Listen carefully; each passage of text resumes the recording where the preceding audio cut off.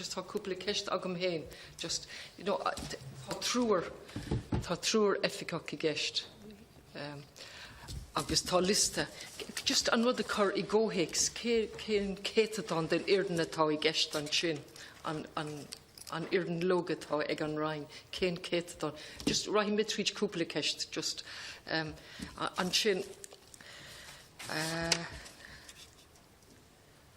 just maidir le efficí, dúirt sibh nach bhfuil ach gá efficí gceist. Cén chuí a dhéanann sibh cinenne maidir le efficach a lona in áit bháin seachas áit ní léon effic mar hampla I tír Connell.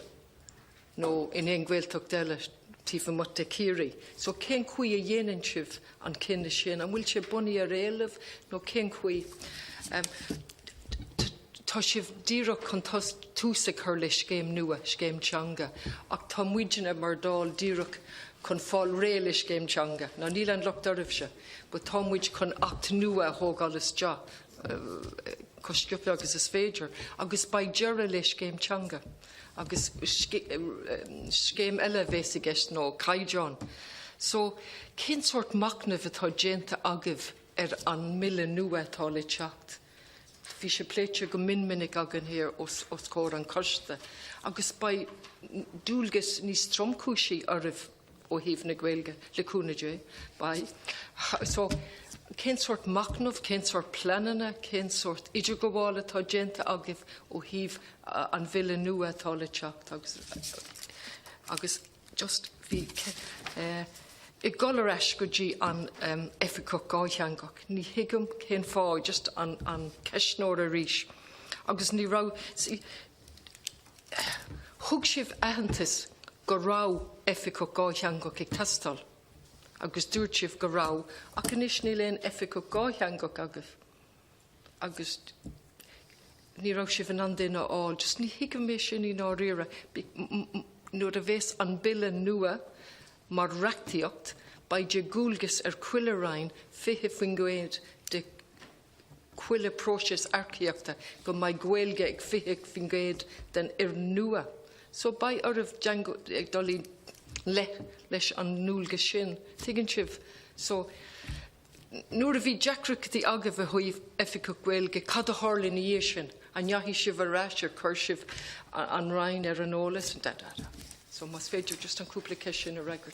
So thosaí mé le an rud a chuirí ggóics, an méid daoine le Gaeilge a chuirí ggóics, agus an trúr efficach a chuirí ggóics, cé féad cigarí atá an. Okay, when you say number, are you looking for number of staff in the department who have Irish? No, tá sé sin tuga, tá sé sin léite agam. Tá lista agus tá trúr, a cén céatadán den iardan, cén céatadán den iardan é sin. In terms of the department as a whole, the department has 3,200 staff. Right.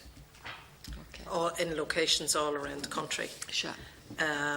We have a number of posts that are designated as Irish language posts, and the majority of those are within the Gaeltachta areas, in the offices that the department has in the Gaeltachta that Guy referred to earlier, in Rossaville and in Dangan.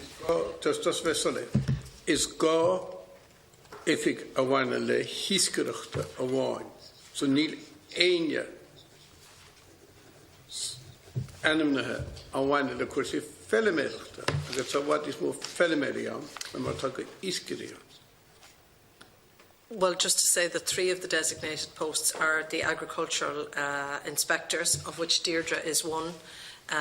She has 2 colleagues also, and those are 3 other designated posts for Irish speakers. So in terms of inspectors, Deirdre and her colleagues would offer the service to deliver inspections as Gaeilge in a number of counties. Ó híomh cuasaí for a mórdachta de.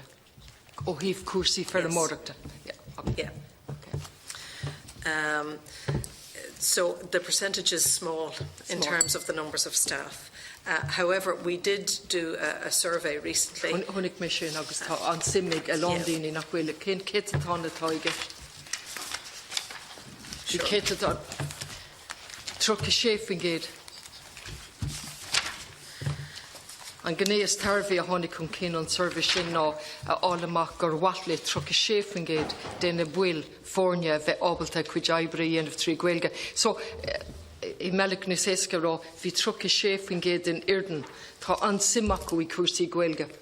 Rud dearfach. Sin fethe sé den Irden I 2017 as 3,000 yeah. Agus an bhfuil an figure sin... Undertaking Irish language courses. Yes, it was in 2018. Abarisha? 26 staff availed of these Irish language courses in 2018. 2018. And of course, anyone who would like to avail of such courses would be facilitated by the department.